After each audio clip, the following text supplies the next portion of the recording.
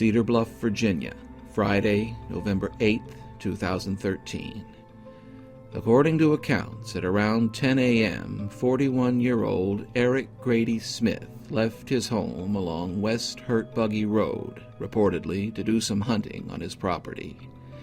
An avid outdoorsman, Smith was said to have been carrying a .50 caliber black powder rifle with him at the time. The terrain was rocky and the underbrush thick, but it was nothing Smith hadn't faced before. However, when he failed to return home before the sun had set, his family and friends began to worry. Within days, that worry would transform into terror and eventually into sheer bewilderment. Over 8 years later, residents of Tazewell County and the surrounding area still ponder the mysterious disappearance of Eric Smith.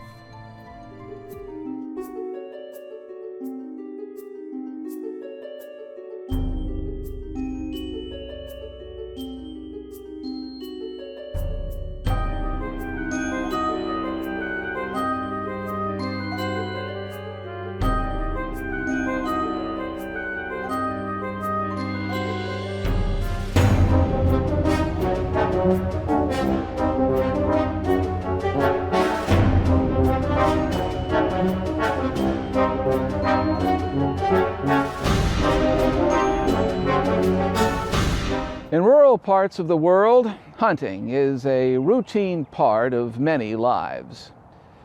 In that same vein, hunting accidents and even tragedies are, unfortunately, all too common.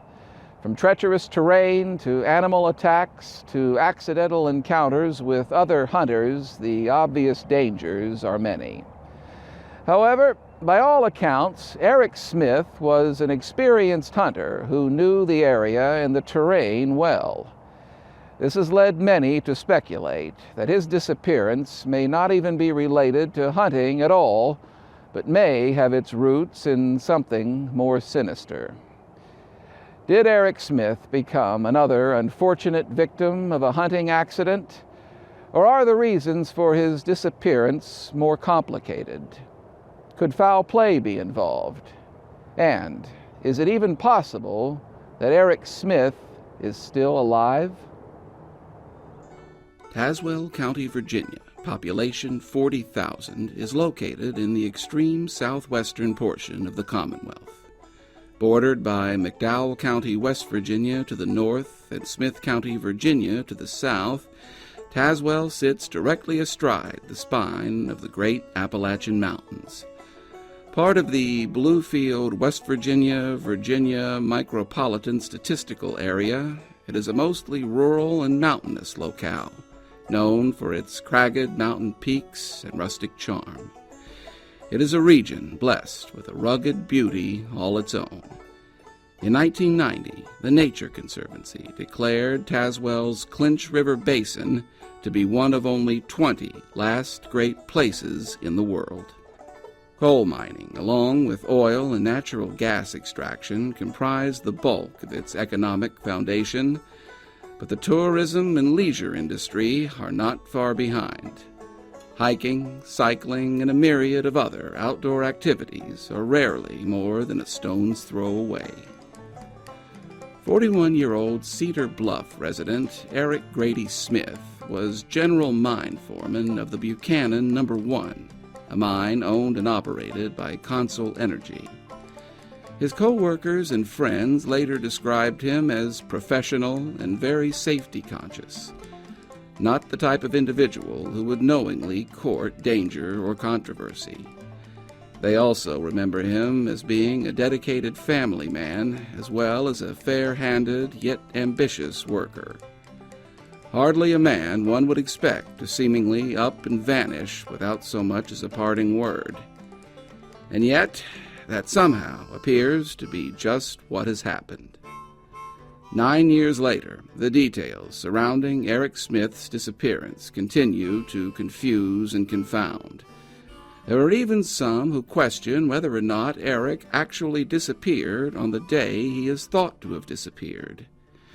The question of Eric Grady Smith's ultimate fate and current disposition boils down to a series of events which began to unfold roughly 1 week before he was reported as missing. According to one of Eric's friends, he had attended a class in Atlanta, Georgia, prior to his disappearance. His friend later advised the local media that Eric was fine when he returned him to his home after the out-of-state trip. During the week leading up to his disappearance, Eric was reportedly ill with a bout of pneumonia and did not report for work. Curiously, Eric's employer, Consul Energy, has advised that Eric never called or checked in with co-workers or staff during the 5 days he was reported to be out on sick leave, behavior said to have been extremely uncharacteristic for a conscientious and reliable employee.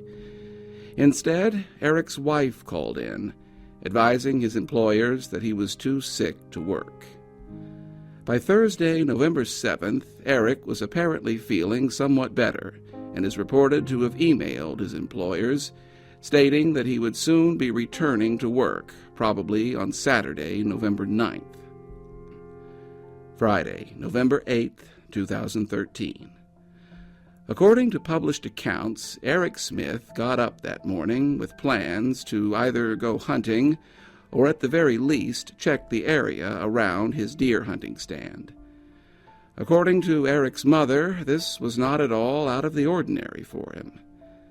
Eric's wife and one of his 2 young daughters left the home that morning and traveled to nearby Buchanan County to visit her mother and decorate the family Christmas tree. By all accounts, Eric was alive and dressed in full camouflage hunting attire.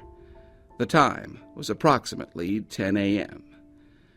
Just what transpired over the next few hours is not known, but Eric Grady Smith has never been seen again. Eric's wife returned to the family home on West Hurt Buggy Road, but became concerned when Eric had not returned by the time the sun was beginning to set. Knowing that the temperature was due to drop well below freezing that night, Eric's wife got in touch with his mother and father, and the local authorities were notified. According to Cedar Bluff Chief of Police David Mills, the first call concerning Eric's disappearance came in at just after 8 p.m. Fearing that Eric might have been injured or otherwise incapacitated while hunting, a massive search of his property and the surrounding area was begun. As Eric was a well-known, respected member of the community, the local turnout for the search party was immense. Co-workers with the search and rescue team from Buchanan No. 1, the mine where Eric worked as a superintendent, joined in, along with more than 100 other volunteers. With Cedar Bluff Chief of Police David Mills in charge of the search, a command center was soon set up at the Cedar Bluff Fire Department. Closer to home, a search by authorities revealed that Eric had left his cell phone and cigarettes behind in his home and his wallet in his truck. Curiously, bloodhounds brought in to hopefully trace Eric's scent repeatedly made an about-face and returned to the Smith home before venturing far into the woods. The terrain to be covered was unforgiving. Thick underbrush and steep slopes made it necessary to search and research various areas several times. Adding to the concern of the searchers was the knowledge that Eric had been attired in what has been reported as high-tech camo, meaning that if Eric had become injured and rendered unconscious, he would be nearly impossible to see. Days turned into weeks, and the searches continued. A helicopter with forward-looking infrared radar was brought in by the Virginia State Police. It was learned that Eric had been carrying a .50 caliber muzzle-loading rifle when he left his home. Knowing it was common for hunters who use such weapons to keep one shot loaded, explosive detection dogs trained to hone in on materials such as gunpowder were also brought in. When all was said and done, over 800 acres of wooded, mountainous terrain had been searched. No trace of Eric Smith or his rifle was ever found. Almost on cue, the rumor mill that seems to spring up in the wake of any local mystery started to churn. Talk of foul play soon began to fuel the speculation, and law enforcement soon found themselves faced with the inevitable influx of unsolicited information. Some of it useful, most of it not. Rumors aside, the questions that sprang up in their wake were also predictable. Where was Eric Smith?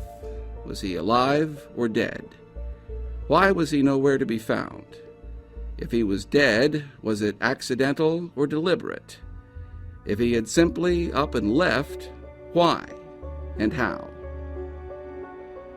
Eric Smith's former home is located here at 116 West Hurt Buggy Road, just over 1,000 feet west of U.S. Route 460, a major east-west thoroughfare through southwestern Virginia and southern West Virginia.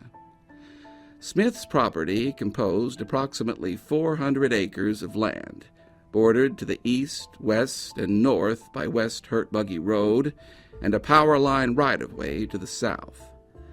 The town of Cedar Bluff itself is located just under 1 mile to the north. The immediate area on all sides is mountainous, rocky, and rural. However, the region cannot be described as particularly isolated. U.S. Route 460, a major four-lane highway, is located literally a stone's throw from Eric Smith's former home. Another major highway, U.S. Route 19, is less than 3 miles away to the south, with a shopping mall situated along the way. The fair-sized towns of Cedar Bluff, Richlands, and Claypool Hill dot the landscape to the north and south, along with large tracts of residential suburbs, motels, and even some industrial zones. Many areas of southwestern Virginia are isolated and sparsely populated. The area around Eric Smith's former home is not. The Christmas holiday season came and went, and still no trace of Eric Smith. An initial reward of $5,000 for information leading to Smith's location was soon increased to $8,000 and eventually $20,000. 2013 gave way to 2014. By the following November, the first anniversary of the disappearance, case number 13-84-02-5029 has turned ice cold. The ensuing years bring with them the occasional flurry of activity, often spurred on by the odd anonymous tip. In April of 2016, one such tip led authorities to an abandoned coal mine in the Red Ash area of Tazewell County. Multiple agencies joined in the search, and cadaver dogs were even brought in. However, the end result of 10 hours searching was nil. No trace of Eric Smith, and the investigation essentially back at square one. Over 8 years have now passed since Eric Grady Smith went missing. The last significant update came in October of 2018, when authorities stated they had again received what they described as new leads, but no details were provided. Authorities recently stated that they still occasionally receive leads concerning Eric Smith's disappearance, but continue running into brick walls. Today, the $20,000 reward being offered for information about Eric's whereabouts still stands. When he disappeared in 2013, Eric Grady Smith was 41 years of age. Today, he would be 49 years of age. He is 6 feet 1 inches tall, weighs 210 pounds, has hazel eyes, and brown hair. Eric has a brown knot on the front of his left shin and is blind in one eye. When he was last seen, Eric was reportedly dressed in full camouflage print hunting attire. He was wearing what has been described as a titanium Timex wristwatch. Eric may also have been carrying a .50 caliber muzzle-loading rifle with a stainless steel barrel and a camouflage print stock. Missing persons cases are always unnerving and naturally tug heavy on the heartstrings, particularly those of close family and friends. Conversely, John and Jane Doe cases also evoke strong emotional reactions, though on a somewhat different plane. When a friend or family member goes missing, their name and memory remain behind, serving as a reminder to all not to give up hope. However, when all that is left behind are unidentified remains and vague clues as to an ultimate fate, the search can all too often seem insurmountable. In this installment of In Addition, we examine the 21-year search for the identity of the Greenbrier County Jane Doe.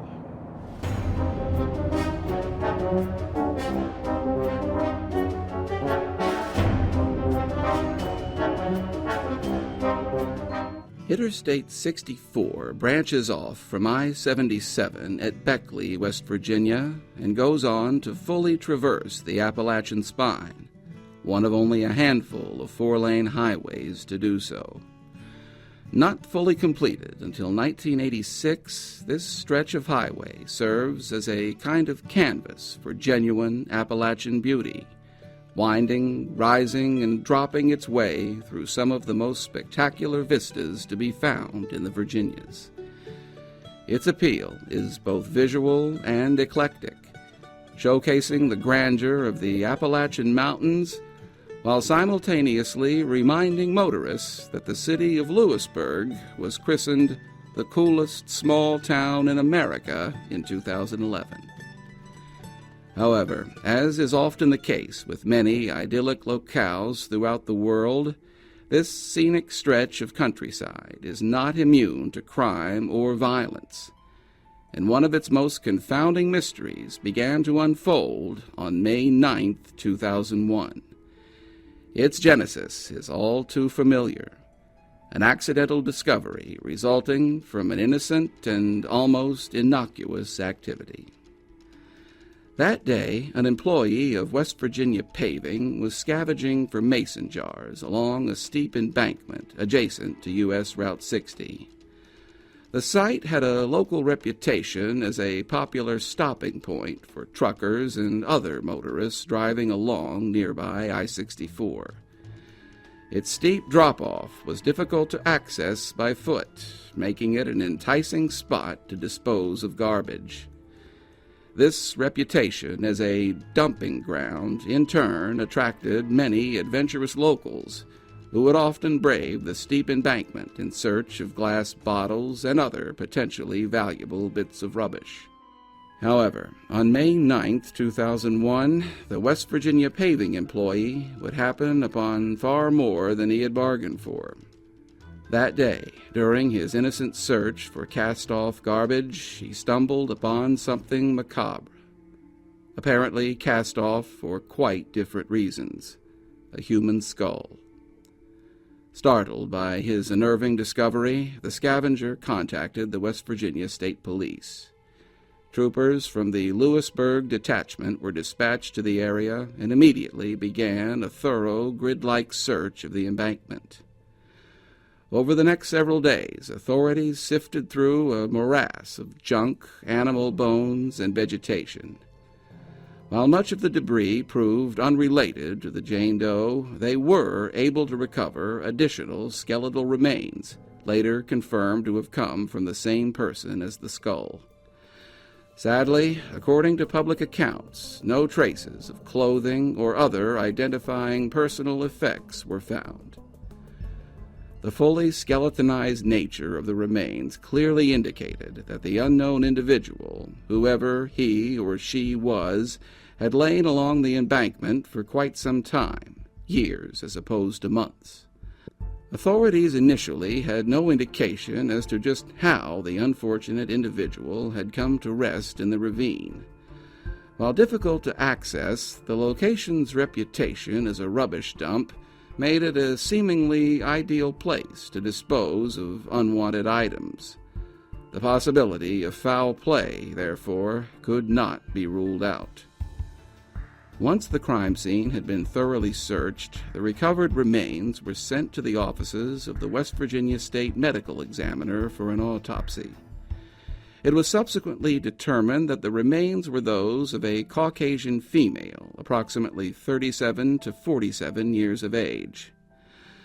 While the reasoning has never been publicly explained, it was ultimately determined that death had occurred as the result of homicide. The unfortunate woman, later dubbed the Greenbrier County Jane Doe, had likely been killed elsewhere, and her remains either tossed or placed along the embankment where she was found. Further examination of the skeletal remains revealed that the woman's humerus, or upper arm bone, had previously been broken and then healed.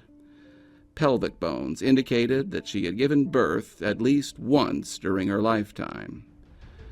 Her teeth indicated that she had most likely received regular dental work while alive, although one lower tooth was noted to have been chipped. She was most likely left-handed and quite probably a smoker. The overall condition of the remains indicated that death had occurred at some point between 1998 and early 2001. The exact cause of death, if known or suspected, has never been made public. In keeping with modern practice, DNA was extracted and entered into the Combined DNA Information System, CODIS. Around the same time, the West Virginia State Police, in conjunction with the Fayette County Sheriff's Department, commissioned this facial reconstruction, depicting what the Jane Doe might have looked like at the time of her death. To date, this remains the only visual representation of the Greenbrier County Jane Doe. The features were generated utilizing the skull found in 2001. Only the hair and eyes are educated guesses. The Jane Doe's skull was later sent to the Smithsonian Institution for detailed examination as well as dental x-rays. Shortly thereafter, her vital stats were entered into the National Crime Information Center's database. In the early 2000s, her vital stats were also added to public online databases, including the Doe Network, the Charlie Project, and later the official Name Us website. As of 2021, the skull found in the ravine 21 years previous remains at the Smithsonian Institute in Washington, D.C. The identity of the Greenbrier County Jane Doe remains a mystery. As of March 2022, Eric Grady Smith is still missing, and the Greenbrier County Jane Doe remains unidentified. Two unrelated cases, separated by at least 13 years and more than 100 miles, and yet each trapped in a precarious state of suspended animation. A state of being where one missing piece of information could well make the difference between cold and solved. This past year has again shown us that it is often the knowledge or expertise of one lone viewer which can tip the scales. And you never know. The ultimate counterbalance on the scales of justice may well be watching at this very moment. It might even be you. Eric Grady Smith was reportedly last seen at his home in Cedar Bluff, Virginia at approximately 10 a.m. on Friday, November 8, 2013. At the time, his home was located here, less than 1/2 mile off U.S. Route 460, a major 4-lane highway. According to his wife, Eric had been ill for the previous 5 or so days, but was feeling substantially better on November 8th. That same day, Eric reportedly sent an email to his employers advising that he was on the mend and would be returning to work the following day. When he was last seen, Eric Smith was dressed in what has been described as high-tech camo hunting attire as well as a titanium Timex brand wristwatch. He may also have been carrying a .50 caliber muzzle-loading rifle with a stainless steel barrel and a camouflage print stock. It has been alternately reported that Eric either went hunting on the morning of November 8th or simply went out to check the area around his hunting stand, located on the same property as his home. When he disappeared in November of 2013, Eric Grady Smith was 41 years of age. Today, he would be 49 years of age. He is 6 feet 1 inches tall, weighs 210 pounds, has hazel eyes and brown hair. Eric has a brown knot on the front of his left shin and is blind in one eye. Eric was an employee of Consol Energy with a reputation as a reliable and safety-conscious worker. Those who knew Eric have described him as a dedicated family man, and they find it hard to believe that he would have willingly abandoned his wife and 2 young children. The remains of the Greenbrier County Jane Doe were found on May 9, 2001, in this general area. It is believed that she had lain in the area where she was found for as long as 3 years. Death was the result of homicide, though the exact cause of death, if known, has never been reported. No clothing or personal effects related to the Jane Doe were ever recovered. This facial reconstruction shows what the Greenbrier County Jane Doe may have looked like. She is estimated to have been between 37 and 47 years of age at the time of her death and was approximately 5 feet tall. Her approximate weight could not be estimated. It was determined that her humerus, or upper arm bone, had previously been broken and subsequently healed. She likely had reliable dental care during her life, though 1 tooth was found to have been chipped, a condition which would have been visible during her life. She was also, in all probability, left-handed and may have been a smoker. Due to the skeletonized nature of the remains, the color of her eyes and hair could not be determined. If you have any information concerning the disappearance of Eric Grady Smith, please contact the Virginia State Police at 276-228-3131 or the Tazewell County, Virginia Sheriff's Office at 276-988-0645. If you have any information concerning the identity or death of the Greenbrier County Jane Doe, please contact the Lewisburg Detachment of the West Virginia State Police at 304-647-7600.